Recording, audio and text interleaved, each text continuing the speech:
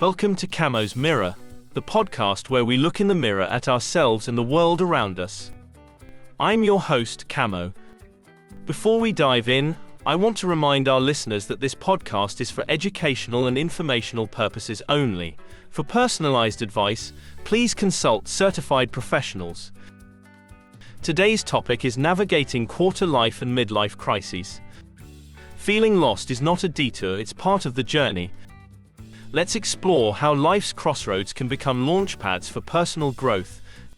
To help us unpack this, I'm thrilled to welcome our subject matter expert, Solomon.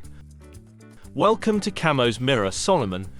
Thank you, Camo. It's a pleasure to be here. Let's start with the basics. Can you explain what quarter-life and midlife crises are, and why they occur? Certainly, Camo. A quarter-life crisis typically occurs in one's 20s or early 30s, while a midlife crisis usually happens in the 40s or 50s. Both are periods of intense soul-searching and re-evaluation of one's life choices, goals, and identity. These crises often arise due to a combination of factors. For quarter-life crises, it's often the transition from the structured world of education to the less defined realm of adulthood. Young adults may feel overwhelmed by the myriad of choices before them, or anxious about not meeting societal expectations. Midlife crises, on the other hand, often stem from a growing awareness of mortality and a feeling that time is running out. People may question their achievements, wonder about roads not taken, or feel a need to recapture their youth. Both crises are natural parts of human development. Psychologist Erik Erikson's stages of psychosocial development provide a framework for understanding these transitions. The quarter-life crisis aligns with its intimacy versus isolation stage, while the midlife crisis corresponds to the generativity versus stagnation stage. That's fascinating, Solomon. Can you share some common signs that someone might be experiencing one of these crises? Absolutely. While everyone's experience is unique, there are some common signs. 1. Feelings of uncertainty or anxiety about the future. 2. Questioning major life decisions, career, relationships, etc. 3. A sense of being stuck or unfulfilled. 4. Comparing oneself unfavorably to peers. 5. Sudden desire for drastic life changes. 6. Mood swings or irritability. 7. Loss of motivation or purpose. 8. Nostalgia for the past or fear of aging. For quarter-life crises, you might see young adults job hopping frequently, moving back home, or feeling paralyzed by decision-making. In midlife crises, you might notice more drastic changes like sudden career shifts, extramarital affairs, or expensive purchases, the stereotypical sports car, for instance. It's important to note that these signs don't always indicate a crisis. However, if several persist over time and cause significant distress, it may be worth exploring further. Those are really helpful indicators, Solomon. Now let's talk about strategies. How can people navigate these crises in a healthy way? Great question, Camo. Navigating these crises can be challenging, but there are several strategies that can help. 1. Self-reflection. Take time to understand your values, passions, and goals. Journaling or meditation can be helpful tools. 2. Reframe the crisis. Instead of viewing it as a negative, see it as an opportunity for growth and self-discovery.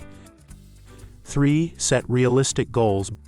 Break down big life changes into smaller, achievable steps. 4. Seek support. Talk to friends, family, or a therapist. Sometimes just verbalizing your feelings can provide clarity. 5. Practice self-compassion. Be kind to yourself. Remember that it's okay to feel lost sometimes. 6. Explore new experiences. Try new hobbies or volunteer work to gain fresh perspectives. 7. Focus on personal growth. Invest in learning new skills or furthering your education. 8. Maintain physical health. Regular exercise, healthy eating, and good sleep habits can significantly impact mental well-being. 9. Practice mindfulness. Stay present rather than dwelling on the past or worrying about the future. 10. Seek professional help if needed. A therapist or life coach can provide valuable guidance and support. Remember, the goal isn't to eliminate the crisis, but to navigate it in a way that leads to personal growth and greater life satisfaction. Those are excellent strategies, Solomon. I'm curious, how do these crises differ across cultures or generations? That's a perceptive question, Camo. The experience of these life crises can indeed vary significantly across cultures and generations. In individualistic cultures, like many Western societies, these crises often center around personal fulfillment and self-actualization. People might question their career choices or personal relationships more openly. In collectivist cultures, such as many Asian or African societies, these crises might manifest differently. The focus might be more on one's role within the family or community, rather than individual desires. The pressure to meet societal expectations can be more intense, potentially exacerbating the crisis. Generationally, we're seeing some interesting shifts. Millennials and Gen Z, for instance, are experiencing quarter-life crises that are heavily influenced by factors like 1. Economic uncertainty. 2. The gig economy and changing nature of work. 3. Social media and constant comparison to peers. 4. Climate anxiety. 5. Delayed milestones like marriage or homeownership. For older generations, midlife crises might be more tied to traditional markers of success and the realization that certain life goals haven't been met. It's also worth noting that some researchers argue that the concept of a midlife crisis is somewhat outdated. A longitudinal study on successful midlife development found that most people navigate midlife without experiencing a crisis.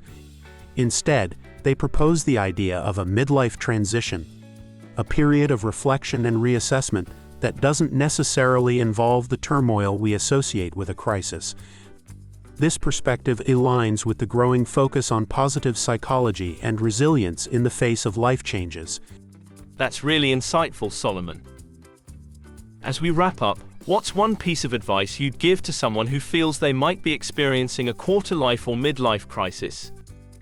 If I had to give one piece of advice, it would be this: embrace the journey. These periods of questioning and self-doubt, while uncomfortable, can be the catalysts for profound personal growth and positive change. Remember that it's okay to not have all the answers. In fact, being comfortable with uncertainty is a valuable skill in itself. Use this time to explore, to try new things, and to learn more about yourself. Most importantly, be patient and kind to yourself. Personal growth is not a linear process. There will be setbacks and moments of doubt, but these are all part of the journey. Trust in your ability to navigate this transition, and don't hesitate to reach out for support when you need it. Thank you, Solomon, for those wise words and for sharing your expertise with us today. To our listeners, remember, life's crossroads can indeed become launchpads for personal growth.